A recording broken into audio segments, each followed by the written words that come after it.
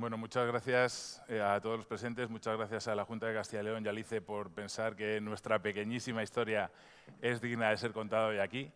Veréis durante la presentación que somos un poco bichos raros en el ecosistema emprendedor. No os voy a hacer spoiler todavía, lo haré un poquito más adelante. Pero bueno, el título de la ponencia es Emprender con una visión diferente, ¿no? Hay algo que nos ha hecho diferentes respecto a muchas otras empresas. Os voy a contar brevemente lo que hacemos para que nos pongáis un poco en situación y luego voy a contar pues, nuestra historia, que al fin y al cabo es una historia muy personal. O sea, me vais a permitir que cuente cómo poco a poco hemos creado nuestra empresa y las cosas que hicimos en su día para llegar a donde estamos hoy. Bueno, nosotros ofrecemos soluciones digitales e innovadoras, y esto es muy importante, para la mejora de la eficiencia en la gestión de activos de los mercados de utilities de energía, líneas eléctricas y forestal. Ahora veréis algún ejemplo para que sea más gráfico, pero realmente se puede decir que somos unos reductores de riesgos. O sea, a través de la digitalización estamos aflorando riesgos que no eran visibles, por ejemplo, para las empresas eléctricas. Hasta ahora hacían inspecciones a pie.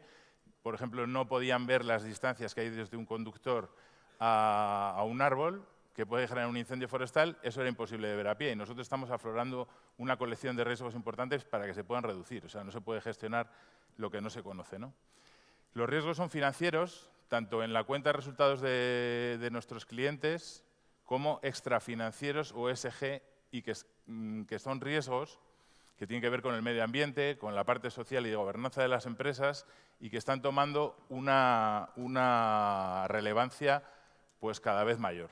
Porque todas las empresas tienen en esos intangibles ahora mismo un foco muy importante. O sea, en la parte económica, por supuesto, es importante la cuenta de resultados, pero la parte de ESG es importantísima.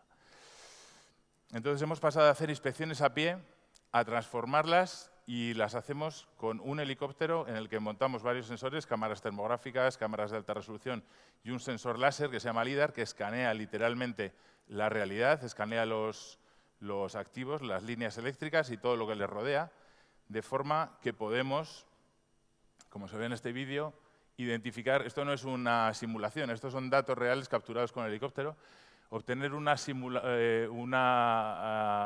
exactamente las zonas que veis en rojo de arbolado, en colores, que hay que podar y talar para que esa línea eléctrica no tenga riesgos, ¿vale?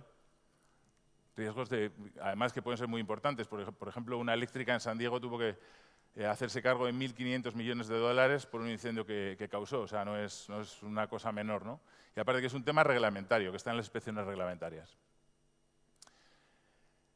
El impacto, cuando hablamos del impacto de la digitalización, está muy bien hablar de impacto, que tenemos impacto en mejora de la eficiencia, en seguridad y salud y en sostenibilidad, pero es bueno medirlo también. Es bueno dar cifras para que sean más tangibles, ¿no? No voy a entrar en números ahora mismo, pero sí que quiero decir que claramente, como veis aquí, la digitalización habilita una mejora en la seguridad y salud, habilita una reducción de costes y habilita la sostenibilidad. O sea, aquí tenemos de la mano a la digitalización y a la sostenibilidad. Sin digitalización no habría sostenibilidad en este caso, o sería menor, ¿vale? Bueno, las historias de emprendimiento empiezan de muchas maneras, pero la nuestra empieza en negro, negrísimo. O sea, mucho más negro que lo que sale aquí, porque hay cierta luz. Trabajamos en una multinacional noruega que quebró. Lo pasamos francamente mal. No sé si alguien ha tenido la desgracia de sufrir un concurso de acreedores, pero es demoledor. Y la verdad es que este hito marcó mucho cómo ha sido nuestra empresa después, porque teníamos el cuerpo pues como lo teníamos, ¿no? Como vía de escape, y por eso Sandra muy bien ha dicho que soy un emprendedor por necesidad, nuestro equipo pues, pensó que, a pesar de lo que pueda, al contrario de lo que puede pensar mucha gente, veíamos más fácil seguir haciendo las cosas que estábamos haciendo como equipo juntos que empezar de cero. Enviar currículums en 2014, todavía no habíamos salido de la anterior crisis, pues lo veíamos francamente de negro, ¿no? Entonces, como salida montamos Atlas. Y la verdad es que, bueno, lo bueno que tuvo es que inmediatamente teníamos trabajo. Igual no sabíamos muy bien qué iba a pasar, pero trabajo ya teníamos, ¿no? El faro que teníamos era ese, o sea, la fe que teníamos era, habíamos hecho cosas juntos anteriormente, seguro que podemos hacerlas después. Eso es importante. Bueno, este es mi equipo. Como veis, con este equipo, pues está chupado todo, ¿no? Los fundadores fuimos 3. Esta fase es súper importante para las empresas que estéis emprendiendo, seguro que lo sabéis. Es súper importante estar 100% alineados. Es difícil porque por el camino, o sea, vais a andar, los emprendedores o los socios vais a andar un camino que no conocéis, porque es la primera vez que lo andáis, que es lo que nos pasó a nosotros, ¿no? Incluso a nosotros nos pasó que estábamos 100% alineados y tuvimos algún problema que tuvimos que resolver. Y menos mal, porque si no se hubiese cargado el proyecto. Y hay mogollón de proyectos que desaparecen solamente, o sea, hay una buena idea, hay un potencial, hay un mercado, pero desaparecen simplemente por desavenencias o por desalineaciones de los emprendedores, ¿no? Entonces yo, con distancia, estoy muy contento de tener mis 2 socios. Somos 3 patas, yo me dedico sobre todo a la parte de la administración, toda la administración, porque una empresa pequeña es todo, absolutamente todo. Y los otros 2 se dedican sobre todo a producción, pero es desarrollo de software, que es lo que realmente en nuestra empresa es un core fundamental. Y luego el tercero es el director de operaciones, que es un doer, es un hacedor, que es súper importante para aterrizar todas las ideas que tenemos de innovación y demás, los emprendedores, aterrizarlas y hacerlas y facturarlas. Eso es súper importante. Y es algo que no tiene demasiado glamour en el mundo emprendedor, pero es una figura que hay que tener en una empresa. Pusimos un capital social de 55.000 euros. Podía haber sido menos, pero queríamos transmitir al mercado todo lo que podíamos dar. Estos eran nuestros ahorros. Os voy a hacer spoiler, no tenemos inversores, hemos creado toda la empresa con esta inversión inicial y las financiaciones que hemos podido tener por el camino, ¿no? Decisiones claves en el comienzo. Yo creo que, bueno, lo que hicimos fue, desde el primer día, y ahora lo veréis en varios ejemplos, poner los alambres de lo que queríamos que fuera nuestra empresa para luego no tener que cambiar nada, ¿no? Y ha sido importante para llegar a donde hemos llegado ahora. Lo primero, construir una cultura corporativa alineada con nuestros valores. O sea, es importante ser que tu empresa sea lo que eres tú, porque si no, ahí vas a tener ya un conflicto y, desde luego, conflictos hay muchos otros, ¿no? Además, yo creo que es una buena oportunidad para que un emprendedor, un empresario, pueda transmitir sus valores al resto de la sociedad. En el momento que hay socios trabajadores, que suele ser el caso, puede haber conflictos. Entonces, aquí lo que hicimos desde el día 1 fue separar la figura de socio y trabajador, rendimientos del trabajo, rendimientos del capital. Por si a alguien le daba la tentación de decir, como soy socio, no vengo los viernes, o como soy socio, tengo más días de vacaciones que el resto de trabajadores. No. La parte de trabajadores somos exactamente igual que el resto de los trabajadores. Luego tenemos unos rendimientos del capital, que eso es otra cosa. Desde el día 1 también hacíamos un reporting de empresa grande. O sea, lo mismo, nuestra anterior empresa cotizada en bolsa, hacíamos el mismo reporting con un presupuesto con proyectos de 20.000 euros. Hacíamos el mismo reporting por 2 razones. Una, dormir bien, que no es poco. Y 2, no tener que hacerlo en el futuro. Si ya estaba hecho desde el día 1, eso ya rodaba y no había que cambiar nada en el futuro. Otra cosa que creo que ha sido clave ha sido la decisión del posicionamiento. Nuestra ambición inicial era, y eso que nuestro mercado objetivo eran las empresas eléctricas, trabajar directamente con esas empresas eléctricas sin intermediarios. Cuando empiezas, estás débil, necesitas proyectos, hay cantos de sirena que te dicen, no, porque yo te llevo, me pongo en medio. Tuvimos la ambición de liderar y directamente nosotros al cliente y posicionarnos ahí. Luego, otra decisión clave, lo tengo que decir porque es verdad, fue la aceleradora Volaria del ICE. Consiguieron que dedicáramos tiempo a pensar como una empresa, porque estábamos, os imagináis, estábamos como pollos sin cabeza, a pensar como una empresa, a ordenar nuestras ideas y luego, además, hay un componente humano que se pasa mal Hay muchos momentos que se pasan mal y tener a alguien que sabe, que te escucha, eso también es importante, aunque no sea tan evidente. Luego también quisiera decir que nosotros teníamos una bala. Teníamos una oportunidad. O sea, con nuestros ahorros teníamos una oportunidad de empresa. Si hubiese fracasado, adiós empresa y a echar currículums. O sea, el plan B, ¿no? Entonces, yo creo que es muy importante, bueno, también lo que ha dicho el viceconsejero, de que incluso hay gente que no tiene ni siquiera esa bala.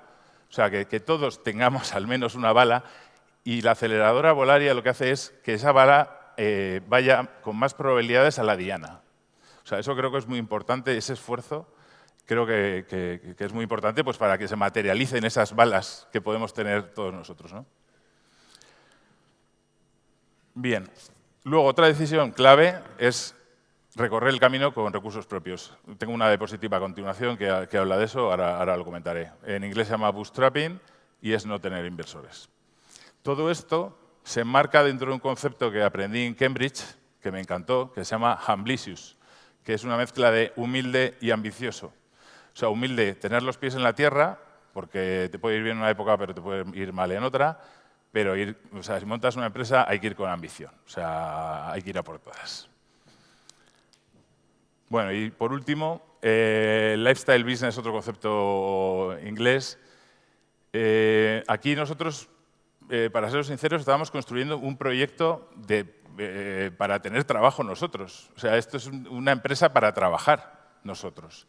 Quiero reivindicar que puede haber muchos proyectos muy buenos, muy viables, no van a ser un unicornio quizás, pero que van a aportar valor a la región y que van a dar muchos puestos de trabajo. Entonces, bueno, ¿por qué no? Bueno, en cuanto al recorrer el camino con recursos propios, desde luego que es el camino súper más difícil de todos, pero como os he dicho antes, a nosotros no nos pedía el cuerpo otra cosa. Por supuesto, vamos a ver, el hacerlo con inversores es una manera de desplegarse muchísimo más potente. O sea, yo estoy contando nuestra historia, no cómo hay que hacer las cosas, ¿vale? Este camino es el más arriesgado de todos, pero bueno, yo os voy a contar nuestro camino. Nosotros, como veníamos machacados de la quiebra anterior, nos habían llevado a sitios donde no queríamos ir, con expectativas que no se podían cumplir, queríamos tener el timón. O sea, punto número 1, queríamos tener el timón. Queríamos un crecimiento sostenible de nuestra empresa. De hecho, está en nuestro pacto de socios, que el crecimiento de la empresa será ordenado. No se puede llegar a un mercado que todavía no está maduro y pretender vender 10 millones de euros y montar una estructura como para 10 millones de euros. O sea, te puedes pegar el tortazo y en este caso nos lo pegamos nosotros de lleno, ¿no? Vender es urgente porque, lógicamente, nuestro dinero era finito, era una cuenta atrás, entonces nos centramos en los early adopters. Los early adopters son los clientes que primero abrazan la innovación y la tecnología, ¿no? Tuvimos la gran suerte, y dicen que en las startups es 50% de suerte, 50% de trabajo. Nosotros aquí tuvimos el 50% de suerte. Uno de nuestros clientes le invirtió un fondo de inversión y les exigió digitalizarse y reducir costes a lo bestia, a través de la digitalización. Y ahí contaron con nosotros. Y desde ahí pues, les desplegamos absolutamente todo lo que podíamos, ¿no? Capitalización. Tu empresa tiene 55.000 euros y bajando, el dinero que entra lo tienes que ahorrar. Tienes que capitalizar la empresa para poder financiarte y para que crean en ti entidades de crédito. Al poco creyó en nosotros Iberaval, un banco, pero claro, para eso teníamos que generar más músculo, ¿no? Esto también puede crear algún conflicto con socios que por el camino no se lo esperaban y bueno, pues ¿cómo te capitalizas también? Ganando muy poco dinero al principio. Los socios ganábamos muy poco dinero al principio. De hecho, algún trabajador ganaba más que nosotros, pero es que es la manera de capitalizar, ¿no? Hacernos expertos en generar ingresos y no gastos. Si tú tienes un inversor que te ha puesto 10 millones de euros, tienes que tener un músculo muy bueno para ver dónde los inviertes y te centras en invertirlos muy bien. Como nosotros no teníamos ese problema, nos hicimos expertos en generar ingresos. Luego, otra parte importante es apoyarse en gente muy buena, muy pocas horas. Es una frase que aprendí en Volaria. Y es verdad, o sea, yo no puedo tener un director financiero, pero sí puedo tener un asesor financiero buenísimo, muy pocas horas, y le puedo pagar, ¿no? Y también te fuerza un modelo de negocio que funciona, que quizás no es evidente, y quizás si tienes mucho dinero tiras por donde van todos, pero si no lo tienes, pues agudizas un poco más el ingenio. Todo esto es compatible con pensar en grande. O sea, sigo con la parte de ambición dentro de que somos pequeños, pero con ambición. Tanto es así que al final conseguimos trabajar con todos estos clientes de forma directa. O sea, nosotros tres con los caballetes del IKEA, cuando empezamos en la calle Santiago en Valladolid, pues hemos conseguido homologarnos con todos estos clientes, ¿no? Bien, ya me quedan dos diapositivas solo, ¿eh? ¿Cómo nos diferenciamos? Pues nos diferenciamos mucho con el modelo de negocio. Con el modelo de negocio también se puede innovar. O sea, porque si tú haces las cosas diferentes a cómo las hace la gente de tu mercado, estás pegando un buen viaje a la parte de innovación, ¿no? Esto es nuestro canvas. Como sabéis, bueno, la propuesta de valor está en el centro, es lo que vendemos. En la parte derecha están los clientes y cómo nos relacionamos con ellos. Y en la parte izquierda, nuestros proveedores. Pues en este mercado lo típico era tener un sensor láser en propiedad, el que os he dicho que montábamos en helicópteros, los helicópteros no, pero los sensores sí. Cuando montamos la empresa valía 1,5 millones de euros, no podíamos tenerlo.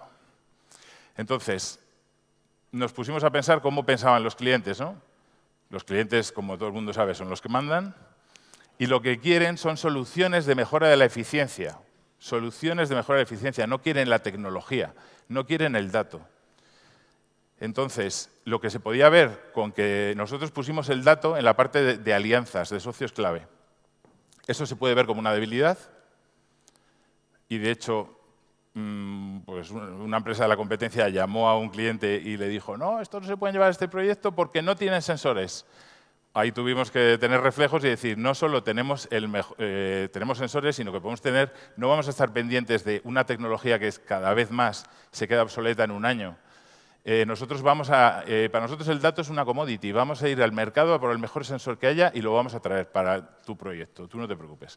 Y lo vieron efectivamente y de forma inmediata con una fortaleza. Eso ha significado que para nosotros la tecnología, en vez de ser un OPEX, un coste de operación, en vez de ser una inversión, un CAPEX, es un OPEX. Es decir, pagamos por usar en vez de pagamos por tener.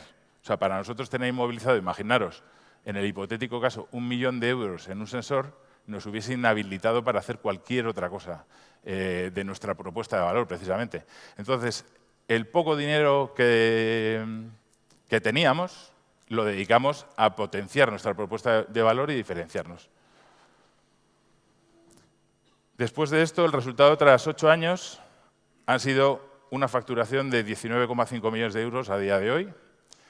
Con lo cual os quiero decir, emprendedores, ánimo, que sí que podéis, y administraciones, ánimo, que merece la pena apoyar. Muchas gracias.